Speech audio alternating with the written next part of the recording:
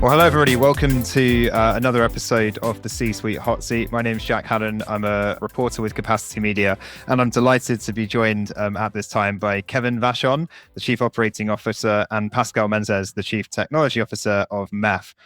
So I met Kevin and Pascal about a month ago from when we're recording this, about 2 months from when you'll be listening to it, at their Global Network as a Service event over in Dallas, Texas. And it was an amazing event. There was a lot of really, really interesting points discussed around network as a service, around what the industry is doing, and around some of the challenges we're facing and some of the opportunities that will be coming up. So I'm delighted to have the guys here with me to talk about that event, some of the takeaways, and dive into some of the initiatives that MEF unveiled at that event. But yeah, without any further ado, let's hand over to the guys and hear what they've been working on. So Kevin, I'll start off with you to say hi to everyone and let everyone know what you do at MEF. Well, hey, Jack, thanks for having us. And it was great to have you attend the G&E event last month. So, yeah, as the title suggests, I'm the overall coordinator of MEF activities, including our committees and our staff and so on. But I'm also very active in the wholesale space, engaging executives into the MEF programs. I've been doing this for about 17 years now. Amazing. And Pascal? Yeah, thank you. I'm the Chief Technology Officer of MEF, as you stated. And basically, I oversee a lot of projects and work with the board, the membership, and the technical advisory board to come up, with the strategy of MEF technically, and to make sure we execute. So, well, thanks, guys. So we'll talk about the event, I guess, in a second. But just before we get to that, might be quite helpful, Kevin, if you could give us a quick overview of kind of what MEF is and what you guys have been working on, and a little bit of history. Yeah, sure, Jack. We started in 2001, and we're an industry association of a couple hundred members, 130 plus our service providers, very global in nature. 50% Americas, 25% EMEA, 25% APAC. For the first 15 years or so, we were really focused on developing standards, certification programs for carrier Ethernet, and we really drove what is now an $80 billion annual industry. That work has been broadly adopted by the industry all around the world. And around about 7 years ago, we kind of expanded our kind of work program quite dramatically. Number one is we started to focus on how we automate services end to end across multi-provider environments across the wholesale space. We call that lifecycle service orchestration. And the kind of focal point there are, automation APIs, what we call LSO APIs. Parallel with that, though, we branched out beyond carrier Ethernet, doing other kinds of connectivity standards, layer 1, layer 3, overlay standards for like SD-WAN, moving up the stack to cybersecurity in the areas of SASE and zero trust. And, now we're in earlier stages of edge and multi-cloud and so on. So when you look at that work, the significant standards that retail providers sell, you look at the automation, and the automation wise, we have over 150 companies now that are either in production or in our life cycle to get into production with our APIs. You look at those facts, and what they essentially are building blocks for what we see as a future forward-looking network as a service offerings. And that's sort of taken us to where we are today in the G&E event that you were at, where we launched our first industry blueprint for network as a service, and essentially are in the process of repositioning the work of MEF under the umbrella or the leadership of network as a service. And so that's where we're at today. Yeah, and I think it was the first time that you've run that event, right? So what were some of the key takeaways from you both coming out of the inaugural edition? Kevin, maybe let's start with you. Well, I think the first thing is there's tremendous interest in the topic. There are plans for virtually all service providers to evolve their offerings to NaaS type offerings. Now, the second thing is it means different things to different people. There's really a lack of industry kind of coordination, definitions, and leadership, and that's the role we're playing. There's certainly a recognition that, there's a recognition that leadership is required in the industry. It's also recognition that, the NaaS of the future will require a comprehensive global ecosystem to deliver services comprised of obviously the retail providers, wholesale, last mile providers, hyperscalers, mid-mile providers, security companies delivering, their offerings from the cloud. And, I just thought we just had a very positive response to the leadership that MEF is taking in space, the need for someone to sort of step forward and lead this. And not just the need for someone, but the need for a qualified organization, also to work in collaboration with other standards organizations and bodies out there. So 100%, we achieved 100%, I think, of what we wanted to achieve in the first year of the event. That's great. And Pascal, how about you? Was there anything that kind of like really stuck out as a key takeaway from you?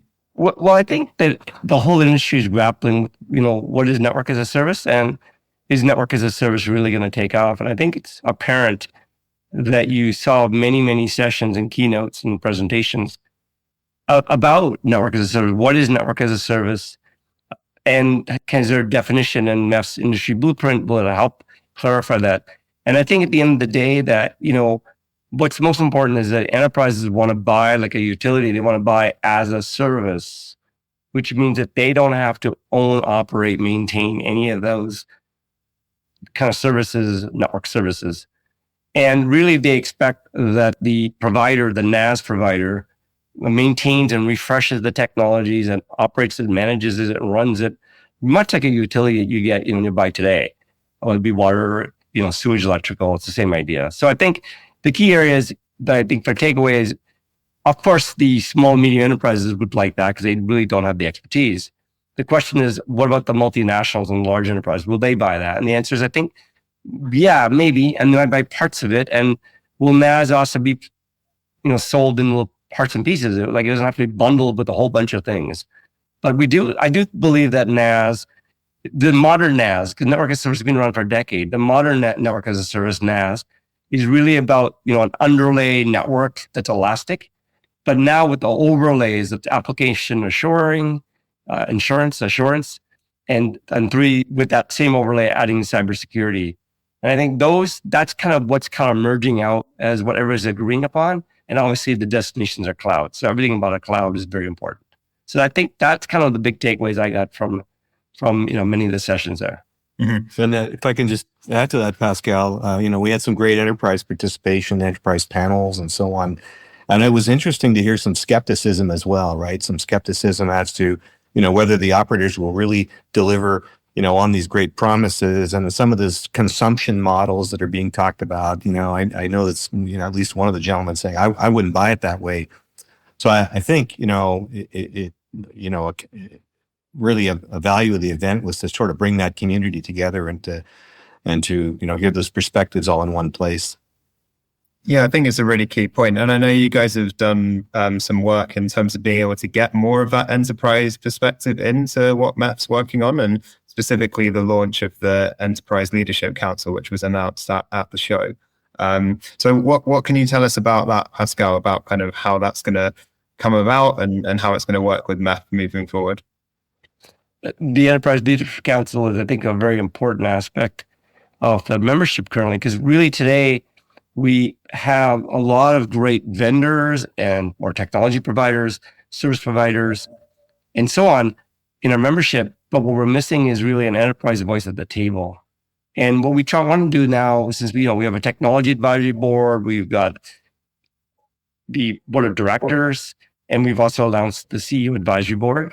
But I think what the Enterprise Leadership Council brings to us is what's the point of their point of view about what's important to them. And as they look to NaaS service, what do they really care about? As Kevin talked about, there are concerns about delivery models, but pricing models too, usage versus pay-as-you-go versus subscriptions, flat subscription fees. How will they literally automate it to a point where it's a frictionless environment for them? And this leadership council is really there to give us the use cases and to really help us understand what they think is important to them. So today we announced G&E, I think 4 enterprises, multinational, large enterprises, I would say. And I think we also have to think about, as we grow that leadership council, how we'll add in the right constituents that really help us understand all points of views in different segments, different verticals. And that's kind of what we're now growing, is how will that verticals and the segments really look like, to really get a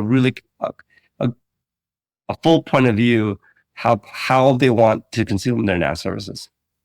Yeah, and from an enterprise benefit perspective, these businesses, they will always have one-to-one conversations with their main service providers that they're dealing with. But the ELC and their participation at the G&E event really gave them access to some of the largest chief product, or a whole selection of chief product officers from many different operators around the world.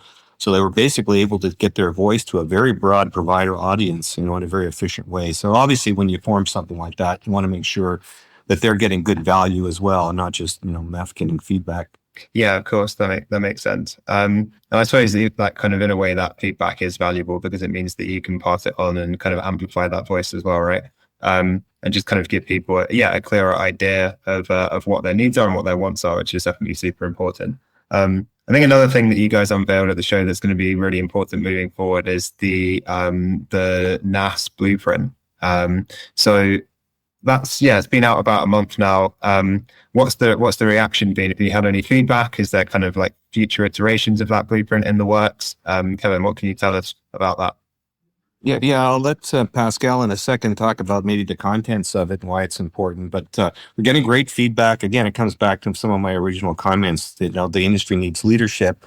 We put a sort of stake in the ground and say, here's our initial vision on the evolution of network as service in terms of the services, automation platforms required to deliver the ecosystem piece and so on. And we wanted to point the reader to some of the standards that are available in the industry. So, we're very much at an early stage of feedback gathering. We're reaching out to the industry, to our membership, to get very detailed feedback on the blueprint. But so far, I think the general feedback is it's an excellent framework for the industry to move forward. It's like a baseline. It's like a platform that can be involved, and we can hopefully see the industry sort of snap to that in terms of general direction and so on and so forth. So overall, we're getting, we got very significant downloads on our website, and also, very, very good geographic download. Where the downloads are coming from is quite diverse geographically. With respect to where we're going with it, it's an iterative thing. We'll do another revision of this early, in the first quarter, I guess, of 2024. There could be another one in 2024, but we are planning, TBD on the timing, we are planning a state of the industry report sometime in 2024. It could be at G&E 24. We launched that. So the state of the industry report for network as a service, where, we'll be kind of reporting on, the state of NaaS offerings, uptake, deployments, the kinds of services that are being offered, and so on and so forth. So, so it's doing what it's designed to do in the short term here. That's excellent. And Pascal, why don't you tell us more about kind of the content and what the report looks like? Well, I think the blueprint's very critical and important because it's trying to get everybody on the same page. And, standards are all about really enabling people to have common language, terminologies, but it goes beyond that. It also allows test and certification, so we know that all of this plugs together and works together. And what we're seeing in the NaaS ecosystem is that service providers have to connect to each other. They have to create this global fabric to the enterprises that look like globally. So they really have to connect to each other. They have to depend on their suppliers, and all of their various partners to help in this NaaS offering to their enterprises. And so there are many, many layers to this NaaS blueprint. There's obviously, we talked about, the 4 themes of the NaaS blueprint is basically on-demand transport connectivity. So we cover all of our standards around, carrier Ethernet, layer 1 connectivity services, and then and even internet IP is very, very important. And that includes, 5G fixed wireless access and so on, all the other areas too. And then the second area is application assurance. So SD-WAN, slicing, they're all about making sure the application, works correctly. And then finally, cybersecurity, the big buzz in the industry is SASE. And SASE is really comprised of, SSE, ZTNA as an SD-WAN coming together in a SASE framework. And then finally, multi-cloud. Everybody wants to be able to go to clouds. And so how do you get to all kinds of clouds? Not only SaaS clouds and PaaS clouds, but even getting to the ability to go to distributed clouds, and all the various, every offering is becoming a cloud. So how do you get to all of these kind of clouds, whether it be at the edge or the region and so on? And those 4 themes really come together where we've published a lot of standards. We have full automation across all these 4 areas in our automation APIs. And we've kind of released in total, 100 plus standards from MEF. And we're at, 70 active projects that continues to evolve this NaaS part and layers. And one of them, obviously, we'll probably cover this, is our certification, very critical, and our automation that allows everything to be frictionless from the enterprise right to the whole partner ecosystem, be fully automated and have this frictionless experience that everything just works. And then what came out of it also is the ability to observe and to be able to get visibility from the enterprise. They want to see what's going on. They want to have an active view about what's really happening in their NaaS offering and all those service kind of agreements that they kind of province to. So I think all of this is kind of what the NaaS blueprint puts together. And an ecosystem is critical in all this because it's really one big ecosystem operating as a NaaS service to these enterprises. Thanks, Pascal. I think you mentioned that there's a really SASE is quite a big buzzword right now. I think everyone wants to talk about. You guys partnered with Cyber Ratings to launch the first SASE product and services certification, right? And that was another announcement from the event. So why don't you tell us a little bit more about that? How do you imagine that being used? Have you had any kind of people start to use it yet? What more can you tell us about the certification? Well, we had announcements of 16 technology providers and service providers who have come together to launch the certification. That was a big announcement. And we named 6 of the top technology providers of that technology, which is SD-WAN, SSE, ZTNA coming together as SASE. And it was really well received. And then the service providers of the board, who are also agreed that this is very important. And so all of that has been, gone into a beta program. So the beta program is launched. And really what it does, it's more not about abiding to standards. It's really about confidence in the market. Today, no one knows, enterprises don't know if they're secure. They don't know if the applications are performing right. So is there some third-party house that could test all of these services instead of the enterprise, have to test it themselves to make sure it works right? And really that's what MEF certification is about. The SASE certification is about bringing confidence to the market that a third-party house, being MEF and Cyber Ratings, have tested the service from the service provider and the technology from the technology provider to work correctly.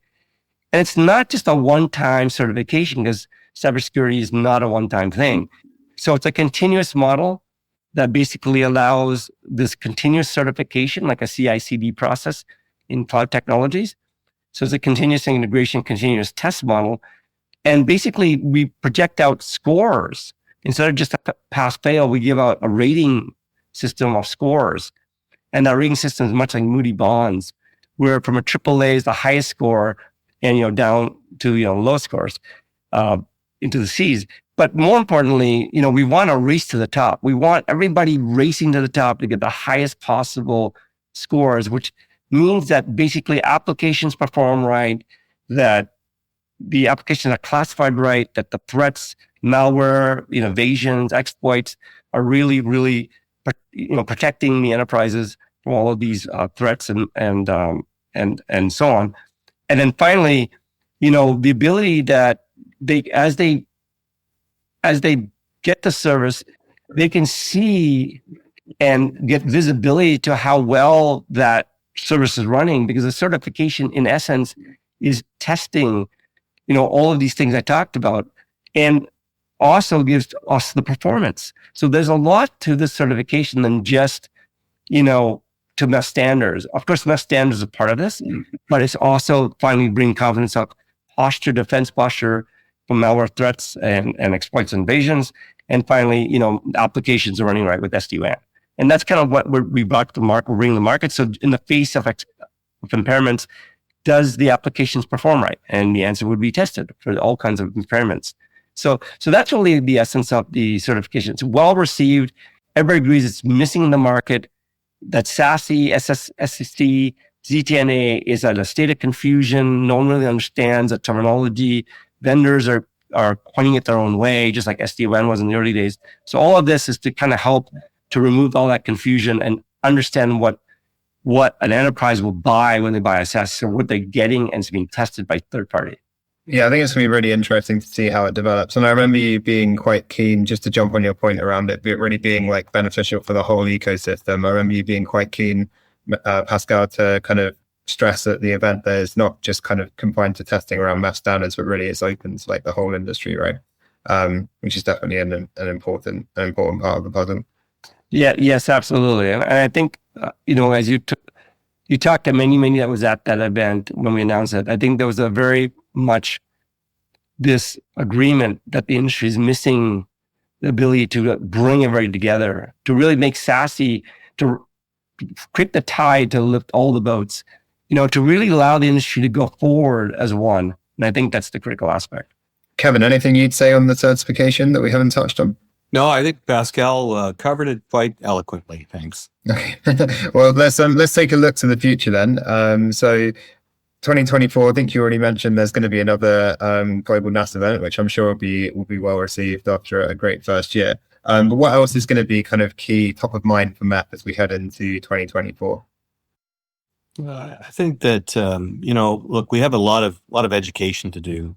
Our success in the carrier Ethernet space over many years is great, but it poses problems because we're still seen by many as the guys that built the Ethernet standards and certifications and so on, and they're unaware of maybe the automation work and now the network as a service work that we're doing. So I think you'll see us repositioning MEF around NaaS over the course of the year gradually, and changing the image. I think that our strength is really as a collaboration platform. You look at the different parties we're bringing together, the ecosystem.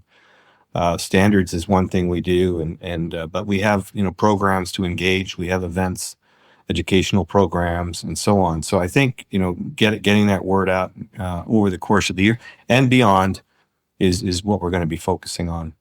Yeah, and I think what we'll find is that NaaS will continue to evolve. Obviously, we got so many active projects, and also we'll be talking about how to implement NaaS in a much more detailed way, and how allowing providers to take the parts that they really want, because we don't want to look at NaaS as only one way to deliver it. We don't want NaaS to be just described one way. Let me put it that way.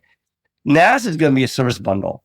Sometimes a provider will take, just underlays and overlays, and that's it. Sometimes they'll take underlay over cybersecurity. It might add IoT to it. So there are many flavors about the use cases of what NaaS will look like. In our blueprint, we've covered some of those use cases. I think you'll see those use cases expand. Like blockchain is very critical. As you were seeing, blockchain is being emerging throughout all industries. And I think you'll see much more evolution to our NaaS blueprint as launched in GNE. And I think by the end of 24, you will see all these active projects that we get going on will be filling in some of the blanks that are currently, I wouldn't say missing, but needs more clarity. It's going to be a busy year for you guys.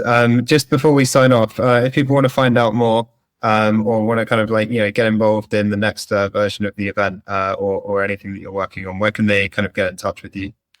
Well, Kevin@mef.net is my email. Pascal@mef.net is his email, and that's probably the best couple of places to start. But I do believe that there is a lot of information on NaaS on our website, mef.net. And so if the subscribers, listeners want to go to mef.net, I think you'll find a lot of information from the blueprint to all what's NaaS to SASE, our certification.